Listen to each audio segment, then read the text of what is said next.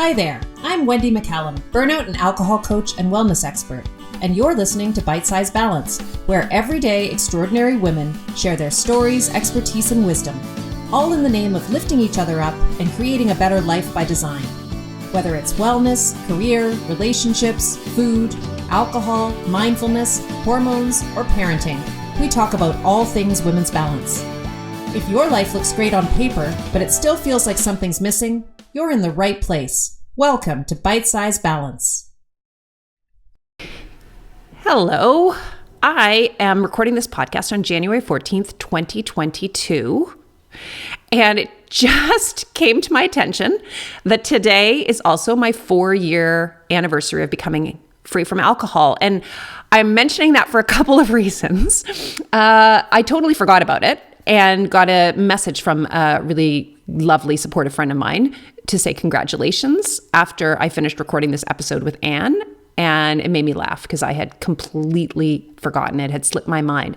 So there are 2 reasons why this is important. One, my conversation with Ann, we talk about the impact that Ann's really amazing, just incredibly popular best-selling book, Drink, had on my life.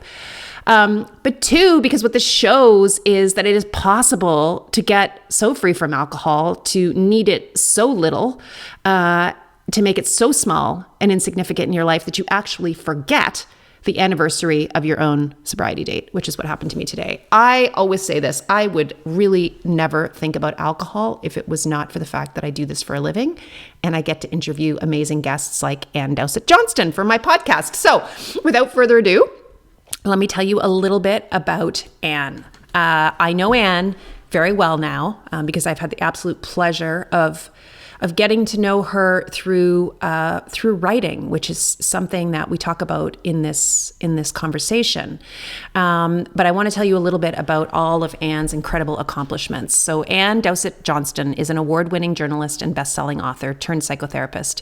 For more than 25 years, Ann worked at Maclean's magazine, Canada's News Weekly, where she was perhaps best known as the chief architect of the Maclean's University rankings, and for a series of columns on modern life, including The Boy Can't Sleep, which was anthologized in Carol Shields' Dropped Threads 2. The winner of 7 National Magazine Awards, Ann is also the recipient of a Southern Journalism Fellowship and the Atkinson Fellowship in Public Policy. It was for the latter that she prepared a 14-part series on women and alcohol in the Toronto Star, looking at the closing gender gap on risky drinking. In 2013, Ann wrote Drink, The Intimate Relationship Between Women and Alcohol, a book named one of the top 10 of the year by the Washington Post. Since the publication of Drink, Ann has worked hard to destigmatize mental health and addiction, earning an honorary Doctor of Laws from Queen's University and several awards in the process. In 2017, Ann fulfilled her decades-old dream of becoming a psychotherapist. I think it's so amazing that she did that at the age that she did it at, and that she is happily working as a psychotherapist now. Writing remains a significant part of Ann's life, and she's hard at work on her second book. One of the things we talk about in this podcast episode is Ann's writing workshop programs and also her psychotherapy practice. And what we didn't do was provide any information as to where you can go get the details around that if you're interested in taking a look at that writing course. And so I wanted to give you that information, and I will also include it in the show notes with this podcast. So Ann's website is AnnDowsettJohnston.com. That's AnnDowsettJohnston. And again, that link will be in the show notes if you're curious. And I'll also put the link to Ann's incredibly popular TED Talk in the show notes as well. So without further ado, I hope you love this conversation as much as I loved having it with my friend Ann Dowsett Johnston. Hi, everyone. I'm so excited to be here today. I have a really special guest, my good friend and mentor and my writing coach, Ann Dowsett Johnston, is here with me today. Hi, Ann. How are you? Hi. So nice to be with you, Wendy. No, I've been waiting for this for a long time, actually. Since the very first time I talked to you, I thought someday I'm going to have Ann on my podcast. So I'm glad you're here. Wonderful. So many of the people listening to this podcast are going to know you and are going to have watched your TED Talk and read Drink and know, an awful lot about your personal life as a result of Drink, which is your best-selling what do we call it? Memoir, but it's more than a memoir. How do you describe Drink, Ann? I call it a braided book that has part memoir, part journalistic look at why women are catching up to men in terms of risky drinking, and especially why high functioning women are making that catch up in the role that marketing plays in it. Yeah, it's a really great book. If you haven't read it, it's actually always been, even before I met Ann, it's been one of my absolute favorites in terms of books about alcohol, the alcohol industry, and women in alcohol in particular. And it's also one of my favorite memoirs. So if you haven't read it, it's called Drink. It was published in 2013 and has done just so incredibly well. Was on the Washington Post or Washington Times, Ann? Washington Post. Top 10 notable books of the year, and has just continued to be an incredibly popular book. So I want to talk a little bit about Drink, but there's also so many other things going on in your life. And because I know you and we're friends, I just have, we could talk for hours. So it's going to be problematic for us to keep this to 45 minutes, but we're going to do our best. Okay. So let's start with Drink. In that book, you told your story. So as you said, it's a bit of a braided narrative memoir story with some really compelling factual journalism. And I'm wondering if you might just share your story in terms of your relationship with alcohol before Drink, but then maybe also after Drink, because that was, I'm trying to do math in my head, which is not my strong suit, 9 years ago that book was published. Yeah, eight and a half, right? Yeah. So I'd love to know what's changed and where you are now versus where you were then when you wrote that memoir. Oh my goodness. The big question. The big question. So that book really was gestating from the time I would say 9, which is when I became conscious. When we were living in South Africa, I was a little girl and I became conscious that my mother was starting to have accidents because of her drinking. She would have my little brother in her arms and turn on the gas stove and then forget she had lit it and, created a firebomb with both of them in front of the stove. So they both had burns. Things started to happen. Bad things started to happen because of my mother's drinking. And I lived with my mother's cross addiction to Valium, which was so common in the 1960s for women, cross addiction to Valium and alcohol, and was the one thing I was determined I would never do, which was to drink. They say we live public lives and private lives, but we lived a really secret life with my mother's drinking. And yet it wasn't a secret. Everybody knew, but nobody helped us. And so by the time I rocketed out of that house to go to university at 17 years old, I was determined to be like my dad, who was a workaholic. And I did very well for about 30 years as a workaholic and loved my career as a journalist at Maclean's magazine and loved the news business and became VP of McGill University. The problem was I didn't recognize when I started using alcohol as a decompression tool, as a way to get out of depression in my early 50s, late 40s, early 50s. Because I didn't look like my mom. I didn't stay in bed. I didn't miss work. In fact, I won awards at work. So when I really the rubber hit the road, and it really did, I was a blackout drinker. I had a massive job at McGill University. I was vice principal. It was not pretty. And when I left McGill, went to rehab, and was sitting alone in my house, after the dust settled, newly sober, I realized I couldn't possibly be the only one.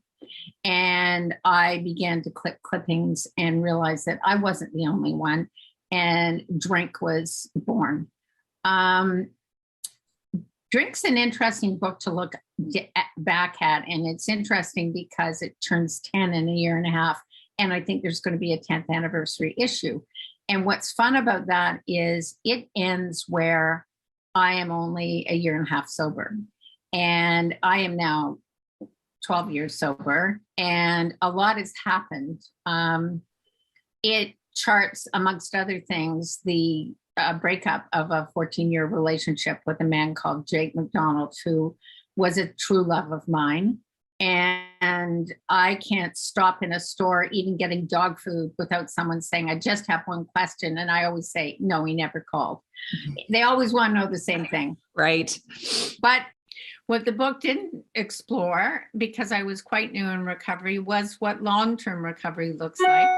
And the other thing it didn't explore was the fact that I fell in love with a beautiful woman last year. And it didn't explore how we, I think, become our best selves and what that journey looks like. And many women have written me and said, how do you sustain this? How do you sustain long-term recovery and authenticity and grow into yourself as a sober person? And I think we're living in extraordinary times, because I guess I would close this answer by saying we are in the middle of a sober revolution. You're part of that sober revolution. I'm part of it. And it is a remarkable time to be sober, to have access to Zoom, to have access to a huge, I mean, I got sober in AA, and it's no secret. And there just wasn't the choice that there is now. Mm-hmm. So we're living in remarkable times. We're living in a remarkable times to talk about this. And the sad truth, I guess I'll close by saying this, the sad truth is everything I predicted, which people laughed about in 2013 and said it can't be true, has become true. Women are outnumbering men in emergency room presentations with alcohol-related issues. We are outnumbering men in terms of the pace at which we're dying from alcohol. So we are in trouble. Everything I said about the marketing came true, the mummy drinking, mummy juice, skinny girl cocktail thing, it all came true. And I'm sad to say that, because it would have been nice if something had turned around. Yeah, I know. It's amazing. When you read this book, if you haven't read it, which I know you're going to do after I finish this conversation with Ann, you're going to be spooked by how predictive this book was in terms of where we have ended up with all of this. And it is really sad, but I totally agree with you, Ann. Things are changing. We're at the beginning of what I hope is the normalization of not drinking for women. And, I'm, as you know, I'm really passionate about that conversation. That's one of the reasons why I wanted to have you on here today, is just keep talking about the fact that it's totally okay not to drink. And it's about time that we made that as normal or more normal than consuming alcohol regularly. One of your most famous lines, Anne, from Drink is that alcohol is the modern women's steroid. And I think that's one of the things that stuck with me the most, and probably really resonated with me when I read that book, because of course I am, as you know, I'm a burnout specialist and a burnout coach, and I work with professional women, high caliber, high performing professional women who are under an awful lot of pressure and stress, and who often use alcohol as a way to escape and cope and numb. And it's been described by people that I really respect, who are incredible business people, like Annie Grace, for example, as the duct tape that held her life together. And I really think I felt that way too. It was a lubricant in my life. I felt like it made everything just go smoother in my, attempt to balance career and home and caring for aging parents and all of the things that women in my generation are juggling right now. Can you tell me what did you mean by by the modern women's steroid? And do you still feel like it's playing that role? Yeah, you just used two amazing phrases. Duct tape is fascinating, and the juggling you refer to, it was the juggling I was really thinking about. And the line I said was, it was the modern woman's steroid enabling her to do the heavy lifting of modern life. And I think that there's a phenomenal study in the book where two scientists talk about the fact that women are much less happy than they were in the 1970s. Why? Because the work week is extended. Men are happier, women are less happy. And women, I think, as we know with the pandemic, really are overloaded. And the sandwich generation, the overloading of, and we've talked about this, you keep the files in your head, the birthday parties, the whatever it is that has to be done, the grocery list. You can send a partner out on, and I mean, this is a bit stereotypical, but you can send a partner, a husband out to, yes, go pick up milk. But women carry this in their heads. They lose sleep at night over these things. And it's the modern woman's steroid, because we go toe to toe in the workplace. You're the burnout specialist. We go outpace young men in post-secondary. So it's a social experiment that's taken off and been hugely successful, except that the tray is way too big. Yeah. Is way too big. And into that comes the marketing of alcohol. Into that comes in the 1990s, the alcohol industry realizing a whole gender is underperforming. And by underperforming, they then decide to target them, much as Virginia Slims targeted women in the tobacco industry. And it is just been enormously successful. And the more perverse people would say, it's exactly where big corporations want women, which is sitting in their kitchens, drinking, and not causing trouble. That's a very political thing to say. Feminists would say it's equal opportunity. You can drink just as well as a man. Well, metabolically and hormonally, we're not built the same way, and there are repercussions. And we're not even talking about sexual assault. So right. I just want to say, don't get me started on this one, because I get angry. I get really angry, and I'm very concerned.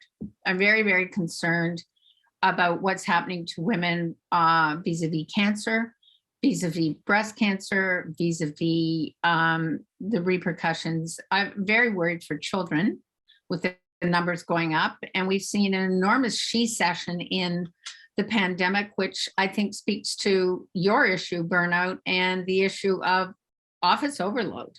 Women are overloaded. Yeah, there's no question about that, for sure. Mm-hmm.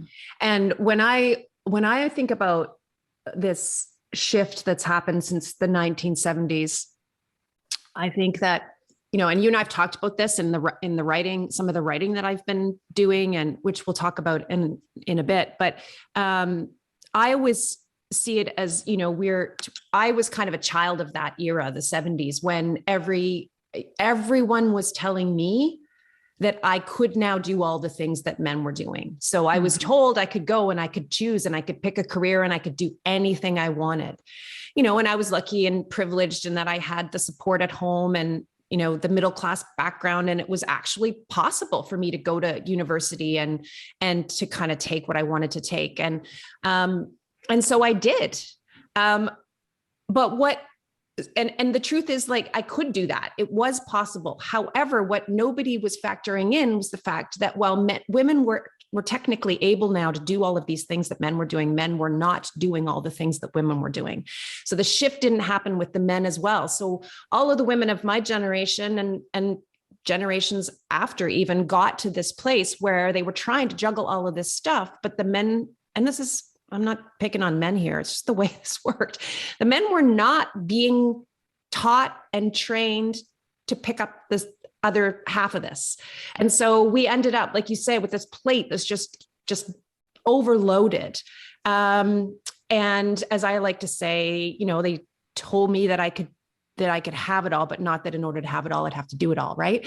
And that's where we just get pulled down, and alcohol helps us feel like we can do it all. And for a lot of the women that I work with, the main reason why they start drinking, and for sure this was the case with me, is when it became problematic, is that it became the only thing I did for myself. Because I was so busy taking care of everybody and everything else, including my business and career, that there really was no time for me. I wasn't good at self-care. I wasn't good at setting boundaries, which is a problem for a lot of busy women. And the thing that I did that was for me was I sat down on the couch and I had a glass of wine, and it was like a signal to everybody in my family that I was off duty and to leave me alone and give me a break. So I think it becomes that reward and that break and a substitute for self-care for so many busy working women. Mm-hmm. So the pandemic, we just touched on it. It's just made all of this worse, right? So you just touched on some of the statistics and the information that we have coming out of the second year now of the pandemic around how it has impacted women's drinking, and in particular, the health risks associated with drinking for women. I mean, one of the scariest statistics is, the 41% increase in binge drinking in women scares the crap out of me. And so does the latest research around the incredible increase in alcohol-related liver disease in young women. Mm-hmm. So yeah, I think everything that you talked about in drink came true, and maybe even worse. Right. Possible, which is scary. But as we said at the beginning, there is hope and the tide is turning. And that's why we're having this conversation, because the more we talk about this and the more we normalize the fact that women are using alcohol in a way that really isn't serving them, the more we open up the possibility that a woman might feel like it's okay to drink less, or it's okay to ask for help if they're struggling with that. So, okay, I want to talk about so many things, Anne, that I'm struggling to figure out how to organize all of it. One of the super cool things about you that most people don't know is that you're actually now a practicing psychotherapist. And I know you say that that was a dream of yours. I mean, you have this incredible career. For anybody who's listening from the States, Anne worked with Maclean's magazine, which I always say it's like the Time magazine of Canada. And you published, can you tell everybody about that? How did Drink come about? Talk about that series that you wrote that ended up leading to Drink. Yeah, I knew as a newly sober person that I wanted to say this was a problem. And so I applied for a $100,000 fellowship, the Atkinson, saying I wanted to look at women and drinking, and the fact that in the richer the country, the more likely the gap is very narrow between men and women. And in fact, that's true. I won the fellowship. I went around the world for a year, Sweden and beyond, and North America, and reported on what was happening with women. And then I produced this 14-part series in Canada's largest newspaper, the Toronto Star. And at the end, I said, I'd like to tell my own story. And the editor, who was a lovely woman, said, are you independently wealthy? If you say you have a drinking problem, you will never get a job again. And so I didn't own my story, but I did take all those articles into my agent and said, I think I have a book. And the book went to auction all around the world, and it was a huge record-setting deal, which was exciting. And I had 11 months to write the book, which was not hard, but telling those stories on yourself, telling those stories about the meetings you missed, about the blackout drinking, about the parties where you fell down. These are difficult to tell about yourself, but if your book's called Drink, you have to. You have to. And I think the most profound thing about writing that book was learning that the biggest question is not what's wrong with this woman, but what happened to her. In other words, trauma-informed question. And so often it's, what are you numbing? What are you running away from? What are you escaping? And those are the major questions. So if people take nothing else from the book, that's what I want them to do. When the book was born, I realized that I wanted to work with individual women. And thus I went back to school to Smith College in the States and became a psychotherapist, which was both wonderful and terrible, because 2 weeks before I broke my ankle in New York City. So I went in a wheelchair, 42 years since I'd last been at school, older than most people's grandmother. It was an adventure. Yeah. It was an adventure of reinvention. But I love it, because I always talk to my clients about this idea that when we deal with the one big problem, like the thing that has just been, the albatross around our neck, the thing that has trickled down into all of these other areas of our life and just been like a wet blanket on all of our potential and growth. When we deal with that and we remove that, and for most of the women that I work with, that's alcohol. And when we take that out of the way, it's like all of a sudden these other little problems start popping up, and you can see those as problems and as a bad thing, or you can say to yourself, aren't I lucky that I now get to fix these other problems and to fill in the gaps in my life and to actually create the life that I want for myself. And so I very often see women doing incredibly amazing things when they leave alcohol behind. And I love your story because it's such a great example of that, of saying, oh, hold on, I'm not finished. There's something that I didn't do. And I wonder, do you think that psychotherapy would have ever happened if you hadn't gotten alcohol free? No. Yeah. Absolutely wouldn't have happened. I watched my son walk across the stage as a psychotherapist one June, and I applied and was going the following June to the same school. I just said, it is, really the way I approach life. I'm 68 years old, and I really believe that there are many adventures to be had. I also believe whether you, I'll just say that the universe has a better imagination than I do, because it has been proven over and over in my life that there are adventures to be had, and adventures to, I think I look at life as a Christmas cake that you can stuff cherries into. And I'm of the belief that the more cherries, the better. So it's the way I approach life. I love that. That's such a great way of looking at it. Yeah. And I mean, you have been part of that for me, which is one of the reasons I wanted to have you on the podcast, because as some of the people listening to the podcast will know, I've touched on this a couple of times. As you know, Ann, I turned 50 in the summer. And one of the things that I started really reckoning with is the fact that my kids are going to be leaving next year. And there's going to be a big hole in my world, because they have been a huge part, as they are for most moms. They've been a huge part of my life now for the last 18 years. And I shifted a lot of things in my life to make the space for them that I wanted to give them. And when they leave now, there's going to be this space that needs filling. And I just became very aware of the fact that was not going to be pleasant. So I started sort of proactively trying to figure out how I could fill it. And this was one of my sort of promises to myself when I turned 50, was that I would spend my 50th year and the years going forward, I guess, stuffing cherries and fruit in the cake, and I had no idea what it was that I might fill this with. I knew that, I'm already working more than really I should be working. So it wasn't about working harder in terms of the coaching practice and all of the things that I do around, burnout and alcohol. It was about finding other things, the things that actually lit me up and made me feel really great. And I was really struggling with what that was. And I tried a few different things.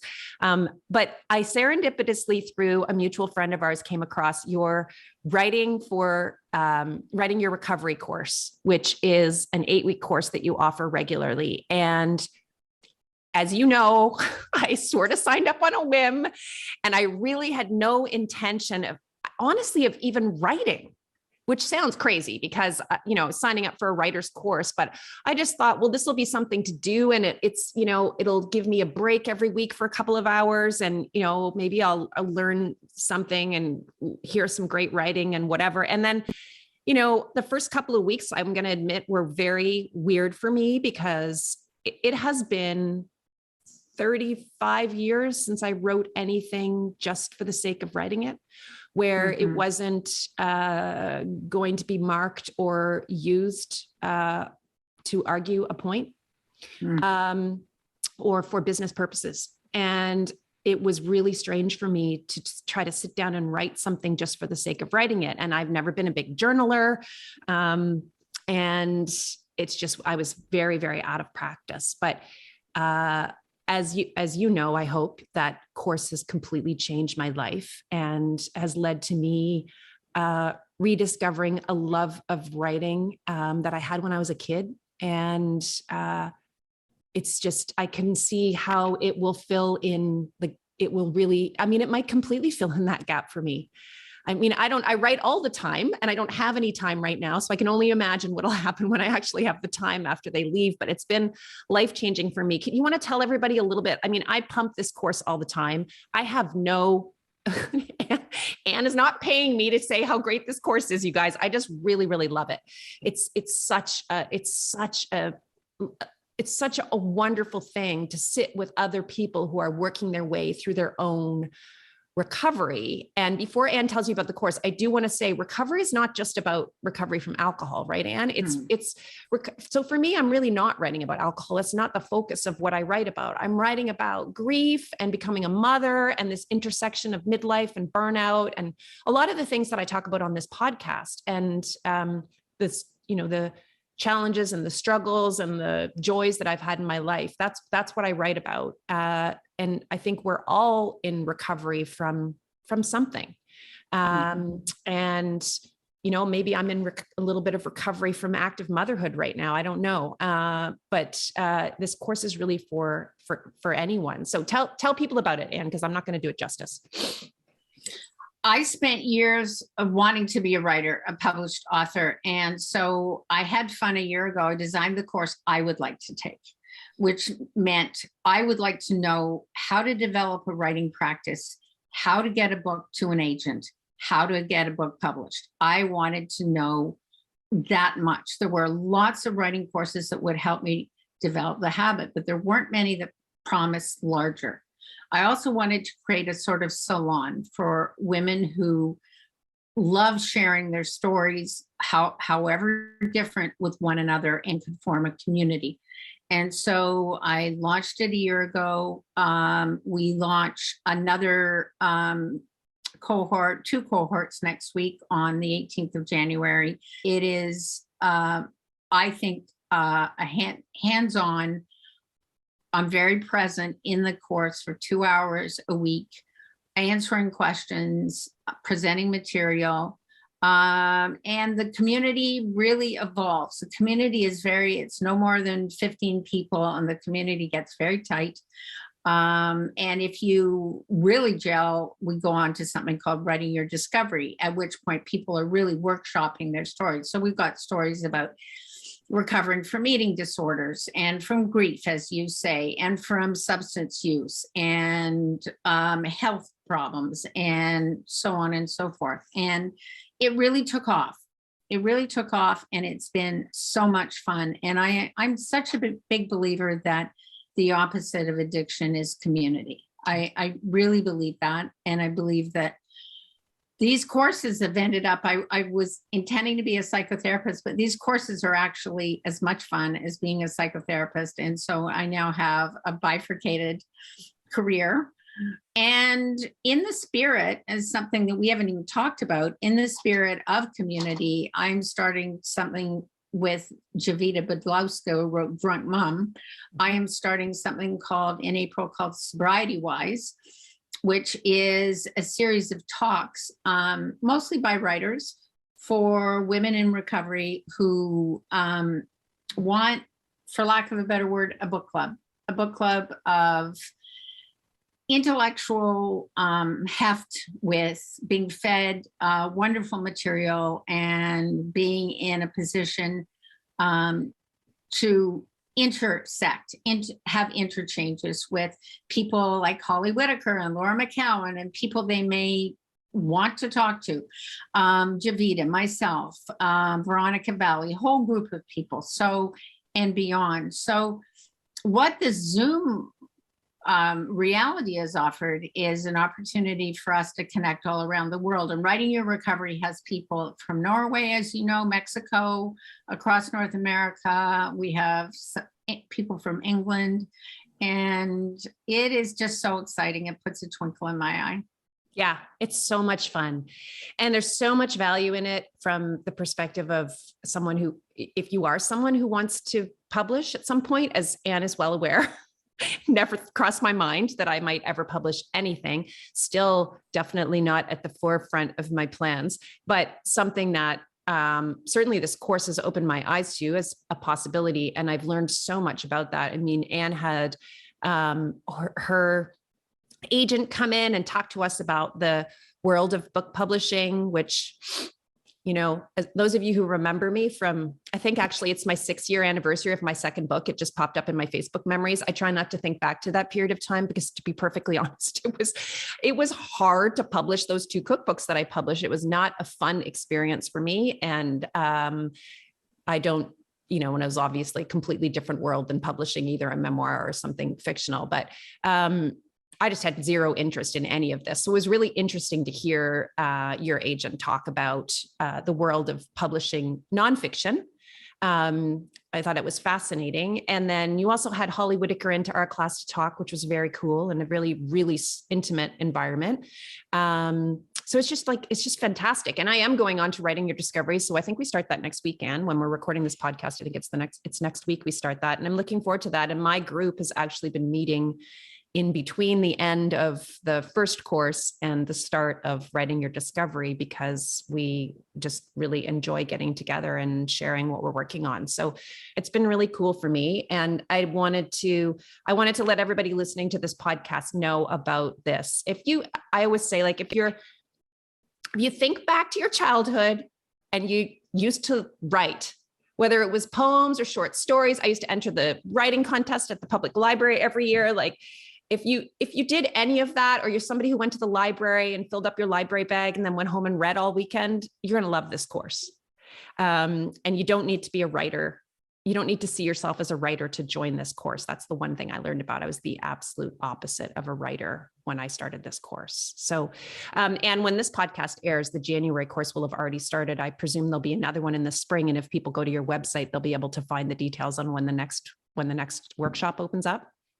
Yeah. And yeah. I'm really interested in doing one this summer, because I think there's actually time in the summer when people want that kind of energy. I think the final thing I would say about the course is that so many writing courses will give you a module that you do on your own. And I don't know about you, but I have bought course after course of that kind and then never made the time to listen to the module.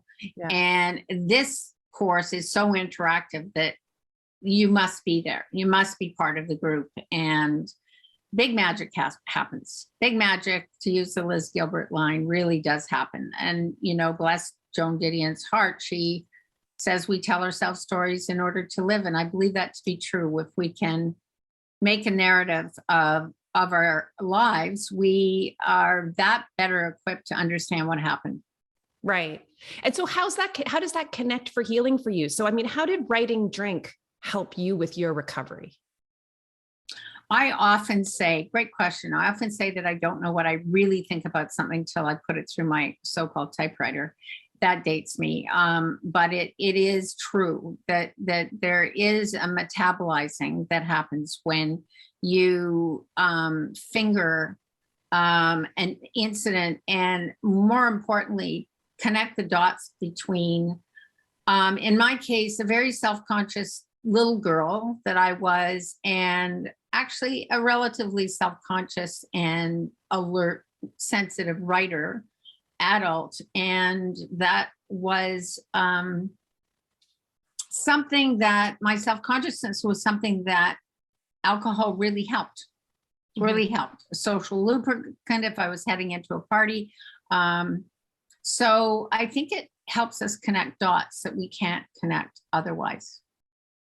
Yeah, I totally agree with that. That's a really good way of putting it. I think that's what's happened to me with the writing that I've done since September of this year, is that it's allowed me to, well, first of all, just one of the things that was really interesting to me was just putting a chronology together. So, as somebody who lived a life that lots of women live in their 30s, where it was just jammed with stuff, there's just stuff happening all the time. Lots of it was really good, and lots of it was really, really hard. I didn't have a chronology. I couldn't remember when things. So just that timeline for me was really eye-opening, because what it showed me, interestingly, was how many, like, I call them small T traumas. Because I'm somebody who I would just never have said that I had been through anything traumatic. But what I was able to see when I looked at the timeline of all of the pregnancies and losses and the various efforts that went into building my family in my 30s, some of which I've talked on this podcast and other episodes, but in putting that timeline together, what I was able to see is how much happened in such a short period of time. So that whole thing of like, what happened to you, it was really like, for me, it was a relief almost to see that there might be a reason why I would have turned to alcohol as a way to escape, the way I turned to alcohol as a way to escape, because for years, like the last few years, really, since I stopped drinking, I have been wondering what the hell it was I was trying to escape from. Because on paper, my life looked fabulous. Right. You know, I had all of these things that I worked so hard to get in my 30s. I had them all. And I just could not figure out why. And, you know, the end result of that is that you just assume that you're flawed, or you have a weakness, or, you know, whatever. So this has been really, really helpful for me, just to see that timeline. But then that, as you said, I love that word metabolize, because actually writing about this stuff has also allowed me to remember things that I have not remembered for a very long time. And describing it and putting it down and then reading it out loud afterwards is also a really interesting experience. Like reading your own story out loud is very interesting. And reading something you've written out loud to somebody is also very interesting. You know, I resisted that for a very long time in that course, and then finally got up the courage to read a small thing that I had written. And it was a very interesting experience for me to read that out loud, because I actually am not sure I've done that. I mean, I guess maybe when I was a really little kid, I would have done that, but it's been a long time for sure. So it's a life-changing course if you have any interest in writing. Thank you, Wendy. You have really made the most of it, and you have done some very interesting self-learning and self-focusing, and I think that have gotten the most out of it, which is powerful. And there is something about reading out loud. There's something about being read to, which happens a lot in the course. And there's I think the biggest thing what we learn for all of us is that the fear of not being good enough keeps us from doing things. And we, if nothing else, need to show up for life. As sober people or not sober people, showing up for life is about the whole experience. Very existential thing to say, but I believe it. And the course asks you to show up. Yeah, agreed. And I would also say, for anyone listening who you don't need to be alcohol free to take this course, right, Ann? No, that has nothing to do really with the course. Although some of the people are writing about their recovery from drinking or their time after becoming alcohol free. But for a lot of the women that I work with who have left alcohol behind, in fact, I just had this conversation on a coaching call the other day where a woman was saying, I realized, and it's really painful to realize this, that alcohol had actually become my hobby. And so when I took it away, there was all this free space and time, and I don't know what to do with it. And it's really uncomfortable. And so we were talking about the idea of exploring hobbies and going back and asking yourself, what brought me joy before alcohol, you know? And so she actually said she used to write poetry. And I said, well, you should go write a poem about how uncomfortable you are about the fact that you don't have a hobby. So it's true. but it was a really interesting conversation, because it comes up all the time, this idea of like, what do I do with my time now that I have all of this time again? And, what can I fill that space with? And this is such a great example of something that you can fill that space with, and I have a lot of free space because my kids are leaving, but I also have a lot of free space because I don't drink anymore. So, there's a lot of time in my life now, and it's just so lovely to have something that I look forward to doing. I even said to my husband, I wanted to try to get a day this weekend, because it's been a long time since I've had any time to write. So, yeah. Anyway, I can't thank you enough, Anne, for the course, and I'm really looking forward to continuing on with it. It's amazing. So what is next for you, Anne? What have you got on the horizon? Well, as I, stuff life like a Christmas cake full of cherries, of course, I'm stuffing it again. And I am writing again, which is a huge joy. And I am writing again about love. I'm writing again about the journey of grief and the intersection of those two, because I'm fascinated by the role that grief plays in our lives. I am fascinated by the role gratitude plays in our lives. So I have a memoir on the go. Will it see the light of day? I hope so. I have a 2-book deal with HarperCollins, so there is some pressure there. But the Writing Your Recovery courses have made me want to write. As I coach other people, it has really rekindled the love of writing in my life. So that is primary. That's so exciting. And then I want to come back to the what you talked about, we touched on earlier on in this episode, which is the fact that you are anticipating a 10-year anniversary edition of Drink coming out and having to, or wanting to write a new ending for that. What would you, I mean, I'm so curious, like, how do you write a new ending for a book like Drink? Can you give us any kind of clues as to what that might look like? Well, on a very large level, what we couldn't have anticipated when I finished Drink in 2013 was the sober revolution. And I am really interested in modern recovery and the number of options there are available to women in recovery. So that will be the primary meat and potatoes of what I'm looking at. I'm fascinated by what Zoom and the pandemic have done to recovery, and I'm fascinated by the kinetic quality of people connecting.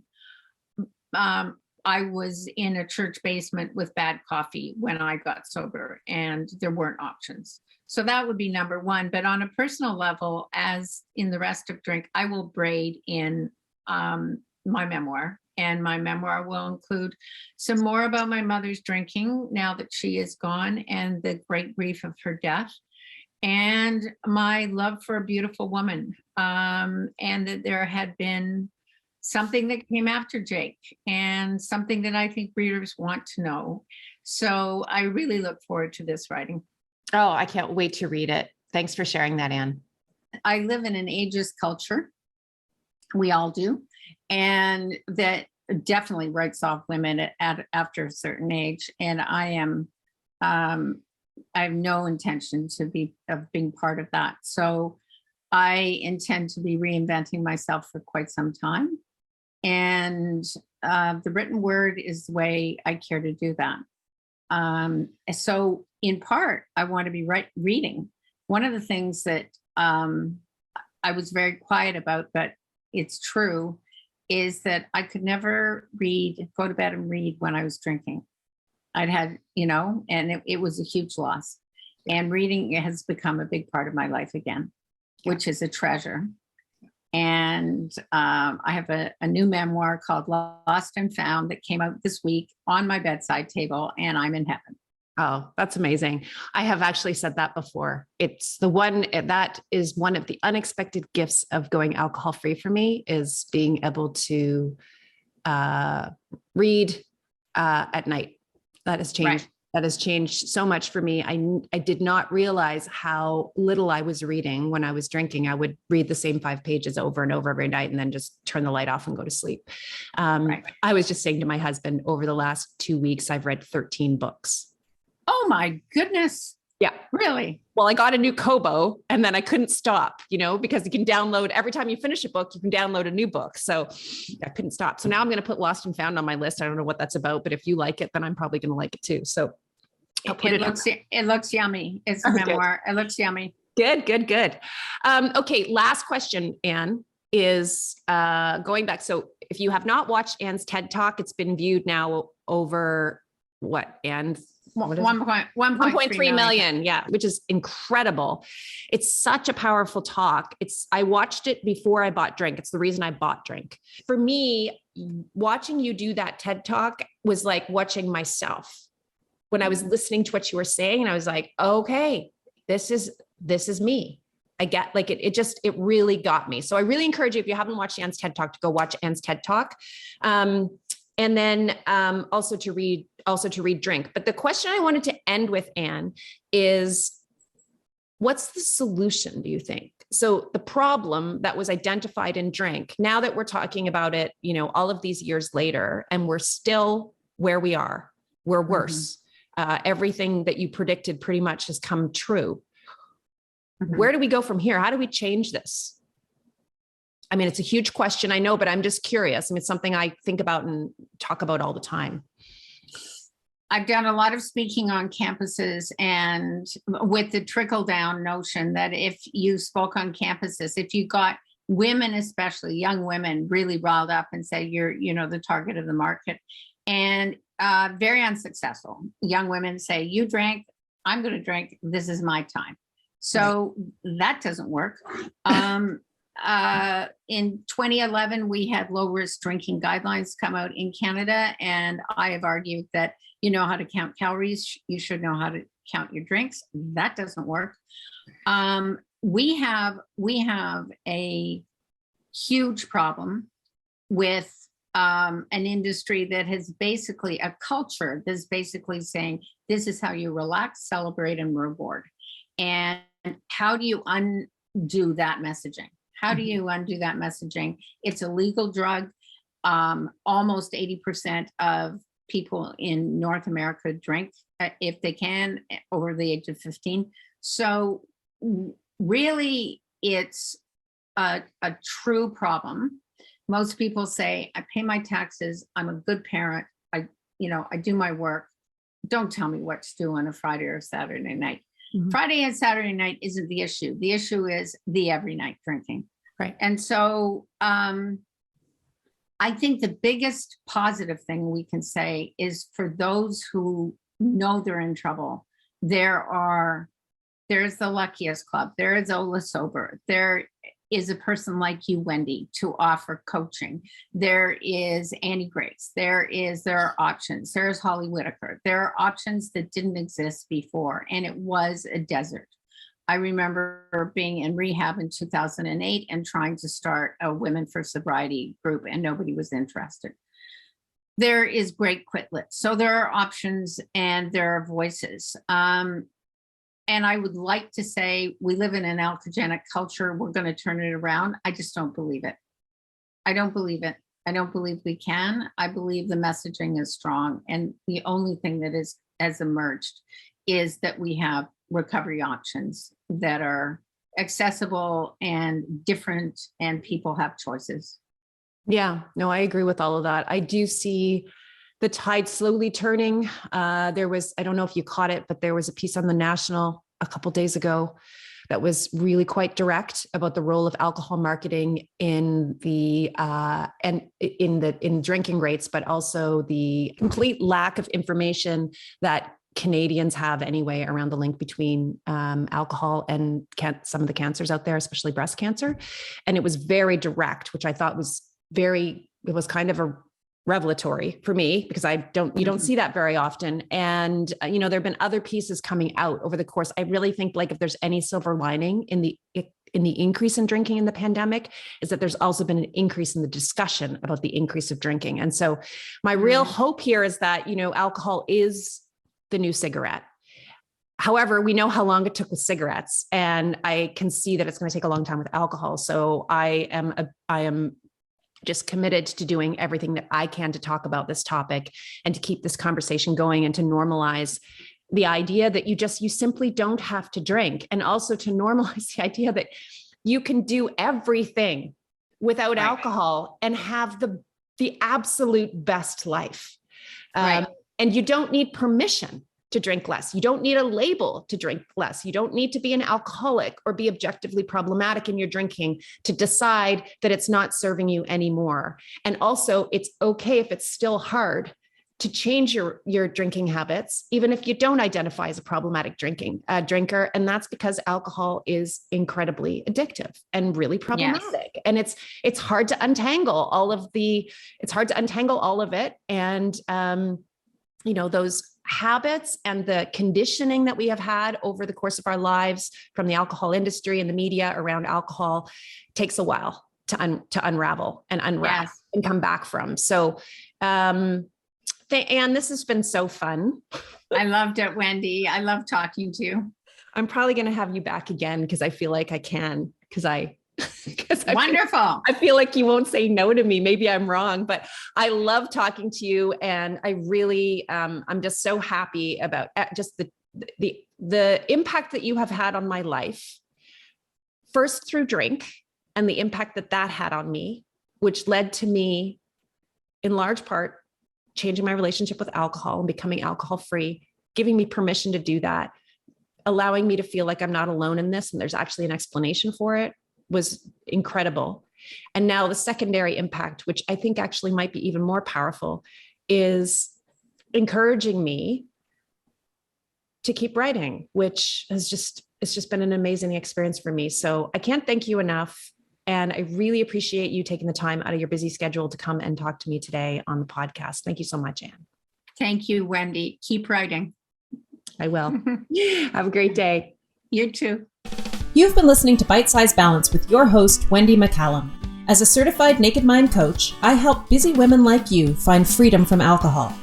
If you're starting to question your relationship with alcohol, you'll want to listen to my free 3-part video series where I address the top 3 myths around why you think you need to drink. Sign up now at www.wendymccallum.com/myths. That's www.wendymccallum.com/myths.